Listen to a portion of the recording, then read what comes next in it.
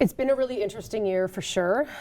So we are grappling with, for example, the change in provincial government and the downloads that are happening there. And I have a great working relationship with MPP Smith. He's been very supportive, and but there are changes that have happened at that level that are impacting us locally. So our budget process, which normally happens in November, we've pushed out to January because staff too are still reeling from figuring out what the impacts of downloads and cuts might be on our budget. So that's been difficult, on top of being thrown into the job and trying to learn all that that kind of thing. So having the 4 years on council before was helpful because the learning curve, I think, was less steep. Sure.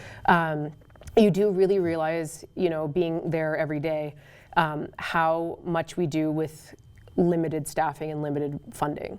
And so we have fantastic staff who work really hard, but because things change so quickly as well, they're also trying to keep up with all the different changes and the new programs and applications and funding, and so that's, I think, one of the big challenges that we've been dealing with. And we hear about it a lot, and there's specific departments, planning, permitting, where there's the wait times are extensive, and it's because people are trying to do 100 things every day. And are you the type of person who wants to let's get her going? Yeah, and people that want to invest in the community and build housing, for example, which is a huge issue.